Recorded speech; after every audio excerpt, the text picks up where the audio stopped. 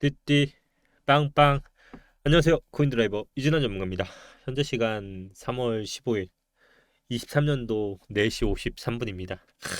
여러분, 드디어 이제 우리가 드디어 뭐합니까?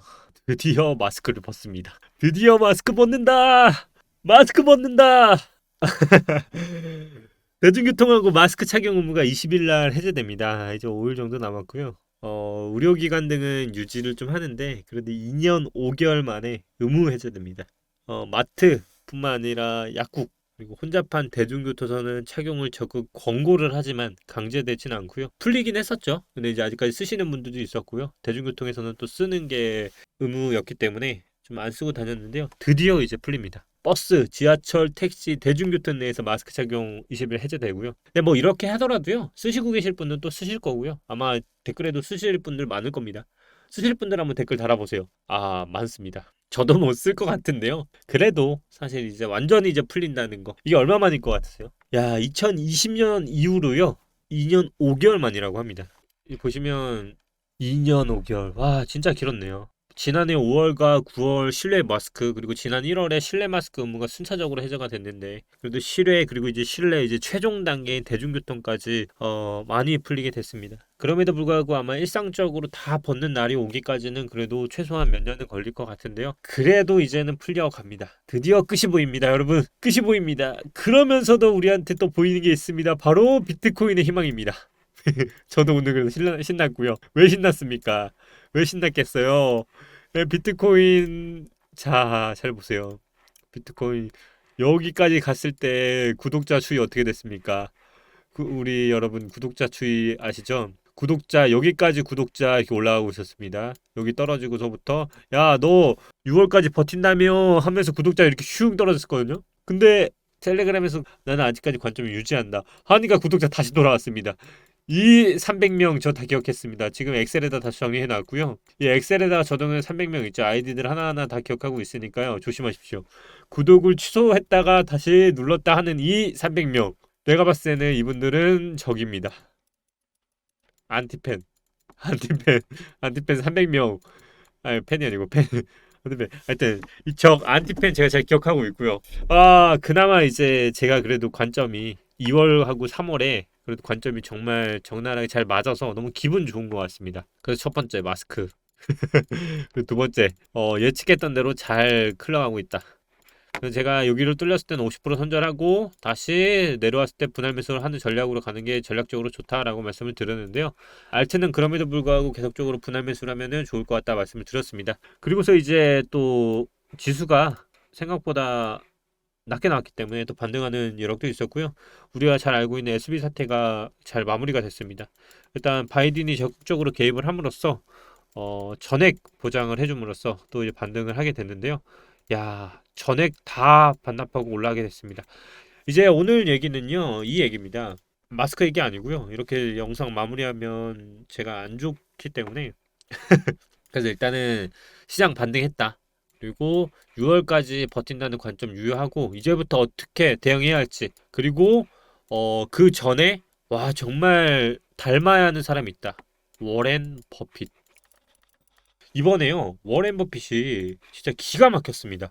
저는 진짜 워렌 버핏이 아무래도 워렌 버핏한테 들어오는 정보라고 하면 우리가 들어오는 이런 뉴스 보고 그리고 어디 뭐 커뮤니티에 흘러다니는 그런 질적인 정보와는 수준의 차이가 다르겠죠. 저는 이 버핏이 이번에 정말 대박이었다라고 생각을 하는데요. 버핏이요. 이 사태가 터지기 전에 지역 은행에 대한 지분을 축소를 했습니다. 그게 언제였냐면 지난해였습니다.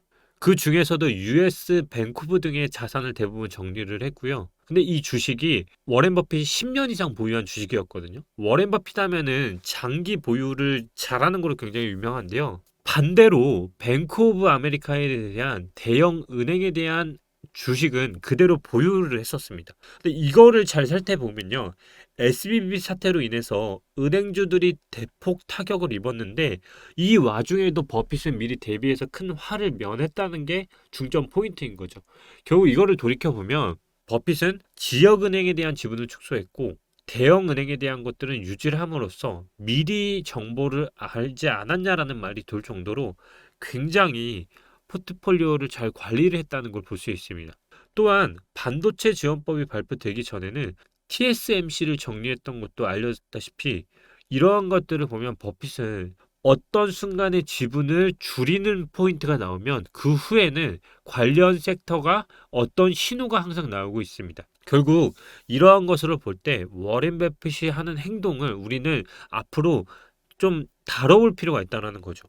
워렌 버핏으로 인해서 은행 지역이 떨어지고 이것들을 축소함으로써 우리는 연쇄적으로 작용이 됐고 그게 결국 코인판에까지 연계가 맺혔던 걸 보면 버핏은 정말 투자의 귀재다. 이러한 은행주들이 그러면 버핏도 단순히 이걸 정말 알고 했을까요? 저는 아니라고 생각을 해요. 그러면 이런 얘기들이 있어요. 이번 뱅크런 사태가 시작일 뿐이라고. 왜 시작이라고 얘기를 하냐면 결국 이번 뱅크런 사태는 신호탄이라는 얘기가 굉장히 많거든요. 결국 이걸로 인해서 다른 은행까지도 확산이 될 것인가에 대해서 의견이 분분한데요. 대부분은 그렇지 않다라고 하고 있어요. 간단하게 우리가 지난 영상에서 배웠다시피 은행은요. 여러 곳에서 들어오는 예금을 통해서 대출을 함으로써 은행의 수익 모델을 만들어내는 게 대표적인 모델이거든요. 은행에서는 지속적으로 예금이 유입되고 이를 바탕으로 대출이 발생하는 이 구조. 그러면 이러한 은행을 감시 감독하는 게 바로 연준의 역할이었던 거거든요. 자본이나 지급준비금 요건을 충족하기 위해서 자산이나 예금 부채를 면밀하게 모니터링하는 게 결국 중앙은행들의 그리고 연준의 역할이었던 거예요. 결국 은행에는 인출 요청을 감당할 수 있는 충분한 예금 흐름이 항상 존재해야 하는데 이번 사태에서는 너무나도 많은 예금이 따라가지 못할 정도로 발생됐어요. 근데 그 대부분의 요건이 어디서 발생이 됐을까요? 바로 모바일 뱅킹이었어요. 지금은 은행에 가서 사실상 줄을 서서 자금을 인출할 필요가 없고요. 핸드폰을 통해서도 계좌이체를 행해서도 쉽게 되거든요. 이 사태가 불거졌던 게 바로 핸드폰에서 터졌던 이슈가 악재로 이런 이슈가 터졌어. 이런 이슈가 빨리 인출해. 이런 사태가 트위터를 통해서도 확산이 되면서 이 계좌이체가 수많은 뱅크런을 만들어놨다는 게 시초가 됐던 거예요. 그러면서도 가장 작동을 더 크게 작동했던 게 바로 금리였던 거고요. 근데 이번 SBP 파이낸셜 사태가 놀랄 일이 아닌 게 지난 1년 동안에서도 계속적으로 언급이 됐었어요. 바로 미국 경제의 연착륙은 발생하지 않았다라는 거예요. 특히 이번 사태는 연준이 초래한 최초의 은행위기가 아니고 이거를 과거로 들어가 보면요. 1984년 당시에 미국 역사상 최대 규모였던 컨티넨탈 일리노이 은행이라는 곳이 있었는데 이때도 파산이 일어났거든요. 근데 그때도 미국 정부의 구제금융 이후에 대마불사라는 말이 생겨났어요. 컨티넨탈 일리노이 은행은 시카고에 본사를 두고 있기도 한데 당시 미국에서 7번째로 큰 규모의 은행이었는데 중서부 지역에서 가장 큰 은행이기도 했거든요. 이게 바로 자산 규모가 400억 달러였어요. 컨티넨탈 일리노이 은행의 파산으로 대형 은행이 파산하는 경우에 차등적인 대우를 받아야 하는지에 대한 의문이 제기가 됐고요. 컨티넨탈 일리노이 은행은 1982년과 1983년에 재무제표 안정화를 위한 조치를 취했으나 결국 84년에 이 은행의 부실 대출이 갑자기 4억 달러에서 23억 달러로 증가했다고 발표했습니다. 그리고 1984년 5월 10일 파산 소문이 돌면서 고객들의 대규모 예금이 이제 인출이 시작되면서 뱅크런이 또 발생이 됐죠. 근데 이때 공통점은 뭐냐면 시작이라는 거예요. 이게. 연준이 금리를 인상하는 시기에는요, 그 이자가 커지자 채무 불이행이 발생하고 은행은 결국 파산했습니다. 결국 연준이 금리를 인상하는 시기에는 은행들이 하나 둘 파산을 했었고요. 1994년 채권 시장 폭락과 2007년 베어 스탠스 사태에서도 연준의 역량은 동일하게 나타났습니다. 결국 지금의 사태도 결국 연준이 올린 금리로 인해 발생했다는 것은 이제는 기정사실화되어 있고요. 각 시점마다 연준은 망가뜨려야겠다는 포인트로 공격적인 금리 인상을 시행하고 있어요. 이번도 마찬가지인 게 이 도표를 잘 검증해야 하는 게 지금 이 파란색 그래프 보이시죠? 유도 검정에 비해서 더 격차가 원래는 붙어 있다가 갑자기 더 넓어지기 시작했거든요. 바로 이 파란색 그래프가 뭐냐면 신용이에요, 신용. 그리고 그거에 따라오는 게 바로 소비자 연체율이에요. 지금 어떤 상태냐면요. 막대한 양의 신용에 대한 이자율이 높아지면서 소비자 연체율이 증가하고 있어요. 이 얘기가 뭐냐면 우리가 돈을 빌려주고 있는데 그 돈을 갚지 못하는 사람들이 너무 많다는 거예요. 그게 바로 이 파란색인데 이 파란색이 얼마나 높아졌냐면 소비자 연체율이 2022년 이후로 갚지 못하는 사람들이 이만큼 벌어졌다는 거거든요. 그럼 이거를 좁히기 위해서 연준이 할 수 있는 건 뭘까요? 차압 파산, 대출 변경을 통해 부채가 탕감되게 해야 돼요. 결국 망가뜨려야 한다는 거죠. 그렇게 되면 어떻게 되냐? 이렇게 붙게 되겠죠. 경제는 잘 버티고 있는 것으로 보여요. 연준도 그렇게 이번에도 지표가 그렇게 나왔다라고 하고 있죠. 근데요, 이번 사태는 결국 연착륙 시나리오에 있어서 첫 균열일 수 있다는 거예요. 연준은 금리 인상 캠페인을 통해서 한 번도 긍정적인 결과를 얻은 적이 없어요. 역사적으로도 그랬고요. 앞으로도 그럴 거예요. 대신 금리 인상 시도는 경기 침체, 약세장 또는 통화 정책의 전환을 요구하는 이벤트성으로만 항상 뒀었던 거예요. 결국 이 이벤트는 결국 연준의 금리 인상으로 이어졌던 거고요. 이거를 종합해 보면 앞으로도 저도 다를 것 같진 않아요. 결국 우리는 다시 이거를 좁히기 위해서 또 한 번의 어떤 강력한 신호를 받을 수밖에 없는 거죠. 그거를 이제 우리는 알고서 시장을 보게 되면 다른 시야로 볼 수 있는 거예요. 제가 그래서 계속 말씀드린 게 뭐였죠? 6월까지는 버틸 것 같다. 왜죠? 왜냐고 물어봤을 때 이제 답이 나와야 돼요. 금리가 그들이 원하는 최종 이벤트까지는 역사적으로 댓글에도 달렸어요. 왜 금리가 하락하는데 차트가 무너지죠? 역사적으로 그래 왔어요. 역사적으로 금리가 오를 때 시장은 폭락하지 않았어요. 금리가 오른다고 하기 전에 내려올 때 폭락을 했고요. 다시 어느 정도 시장이 안정화됐고 오를 때는 폭락하지 않았고요. 그리고 다시 동결이 돼서 유지되는 기간까지 차트는 버텼습니다. 그런데요, 금리가 인하가 됐을 때는 다시 한번 바닥을 그리러 갔던 게 역사적으로 그랬어요. 그렇기 때문에 저는 6월까지 그들이 원하는 최종 금리까지는 버틸 거라 생각을 하는 거예요. 그 목표치가 얼마냐고 물어보면 저는 이렇게 말을 할 것 같아요. 계속 말씀드렸죠. 맥시멈이 어디까지인지는 모르지만 정말 저는 솔직히 말해서 4천만 원 이상까지는 보이지 않는다. 하지만 보이는 가격이 어느 정도까지는 보이냐 물어보면 3,500만 원에서 3,800만 원까지는 그래도 6월까지는 보여도 큰 문제는 없을 것 같아요. 근데 그 이상까지는 그냥 전부 매도의 영역이지 어떻게 할 수는 없을 것 같다. 그래서 이렇게 해서라도 흔들면서라도 저는 버틴다라는 관점으로 6월까지 계속 보고 있는 거고요. 그러면서도 떨어지면 떨어질수록 뭘 해야 한다고 했죠? 저는 분할 매수를 해야 한다라고 했어요. 그럼에도 불구하고 흔들리는 분들은 대응을 하되 100% 손절이 아니라 내가 원했던 경계선을 넘었을 때는 50% 손절을 하고 버티는 것만이 투심적으로 더 안정화된 수익률을 가져갈 수 있다라고 말씀을 드렸습니다. 그렇게 하다 보니까 비트코인은 사실상 캔들로 보면 2분의 1 지점까지 왔다가 분할 매수 시점까지 왔고요. 반등을 하는 시나리오가 나왔고요. 저는 3월에는 솔직히 말해서 지금 위아래를 다 털었기 때문에 이대로 거의 고가와 저가는 나왔다고 보고 있어요. 근데 아직 3월이 15일 정도 남았기 때문에 이제 시간은 있는데요. 똑같습니다. 저는 분할 매수의 시점이라 생각하지 매도로서는 접근을 안 하고 있고 4월부터는 저는 3월은 솔직히 저는 0.25 나올 것 같고 이제 4월, 5월 있죠. 이때는 또 뭐가 생기죠? 금리 인상이라는 중간의 변동성이 비는 구간에 있을 때는 보통 차트들이 어떻게 그려졌어요? 보통 하락할 때는 하락을 했고요. 지금과 같이 버티고 상승을 할 때는 폭등을 하는 시나리오가 나왔습니다. 만약에 제가 원하는 그림대로 나오게 되면 저는 차트가 급등을 하는 시나리오가 4월부터 나올 거라 보고 있는데 이 부분은 월말 종가 보고 월초 4월에 종가 보고 다시 말씀을 드릴게요. 그러면 이제 남은 3월 15일 동안 어떤 전략을 취하냐고 물어보시면 스택스도 마찬가지입니다. 스택스는 저는 목표가가 사실 솔직히 1,700원까지는 보여요. 이렇게까지는 갈 거라 보고 있고요. 나머지도 마찬가지입니다. 저는 앱토스도 말씀드렸죠. 2분의 1 지점까지 오면은 앱토스는 정말 좋은 차트라고 말씀을 드렸고 거의 40% 이상의 반등이 나왔습니다. 다른 차트들 마찬가지입니다. 2월에 접근을 할 땐 제가 월봉 보고 접근을 하라고 했고요.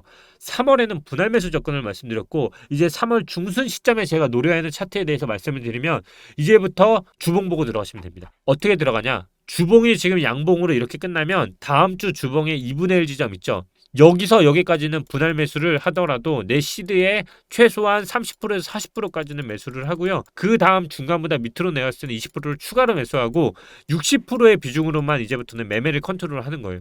그리고서 이제 40%는 현금으로 가져가고 돌파 매매가 나오는 눌림 시점에서 나머지 비중을 가지고 타면은 저는 4월까지는 안전하게 수익을 먹을 수 있다라고 보고 있는 거고요. 어떻게 오늘 좀 요 정도 정리만 하더라도 이해는 하실 것 같은데 이거 관점 그대로 해서 금요일에는 어제부터 말씀드렸던 알트 어떤 것들이 괜찮은지를 말씀드릴 건데 예를 들어 스택스 차트하고 제가 플로우 계속 보라고 했잖아요. 플로우도 정말 스택스 먼저 움직였잖아요. 이거 말씀드릴 때 뭐라 했었죠? 기간 조정, 가격 조정 들어갔고 스택스도 말고 플로우도 차트가 정말 비슷하지만 기간 조정했고 가격 조정했는데 아직 가격적인 메리트에서는 오지 않은 것 같다. 만약에 이런 코인들이 나오게 되면 장대 악몽으로 올릴 수 있는 차트이기 때문에 그런 부분으로 좀 확인해 보시면 될 것 같고, 플로우는 지금 차트로 보면요, 여러 가지로 볼 수가 있는데 정말 내가 돌파를 한 시점에서 사고 싶다고 하시면 지금 이 구간, 현재 이 가격에서 지금 저항 맞고 있잖아요. 1,500원을 돌파하는 시점에서 안착을 하는 이 포인트 있죠. 여기서 사시는 게 제가 봤을 땐 가장 안착률이 높아요. 왜냐면 이때 나왔던 저항을 돌파를 하고 있는데 이 부근에서 눌림을 받고 다시 올려칠 가능성이 있기 때문에 이 부근이 저항을 돌파하면 지지가 되잖아요. 지금은 저항 구간에 있기 때문에 흔들릴 가능성이 워낙 있기 때문에 이 구간에 눌림을 보고 타시는 게 좋을 것 같다 라고 말씀드리고 있고, 왜냐면 이게 주저앉아 버리면 또 빠질 수가 있기 때문에 그렇게 되면 대부분 많이 보는 차트 있죠. 이렇게 차트가 빠집니다. 그렇기 때문에 돌파하고 매매하시는 거 좋을 것 같다. 이렇게 해서 차트들에 대해서 좀 말씀드리고요. 이더리움 차트 비트 따라가기 때문에 저는 좋다고 보는데, 비트가 만약 3,500, 3,800까지 간다고 하면 이더리움은 저는 270만 원까지는 간다고 보지만, 이 차트가 결국 좋은 차트냐 물어보시면 저는 반대의 차트다. 지금 현재 전체적인 흐름은 1파, 2파, 3파, 4파, 5파의 흐름으로 봤을 때 지금 이 구근 있죠. 이 부근까지는 열려는 있지만 높이 갈수록 떨어지는 게 높습니다. 그래서 저는 이 차트적으로는 열려는 있지만 향후 방향성으로 봤을 때는 저는 계속 하락으로 보는 모멘텀이 결국 금리의 인하 시점에서 떨어지는 포인트에 저는 비트도 주저앉을 거라 보기 때문에, 아직까지는 동결과 금리가 최종적으로 나오기 전까지는 암호화폐 시장에 저는 계속적으로 자금이 조금씩이라도 들어오면서 상승형 차트를 만들 것 같다라고 정리할 수 있을 것 같습니다.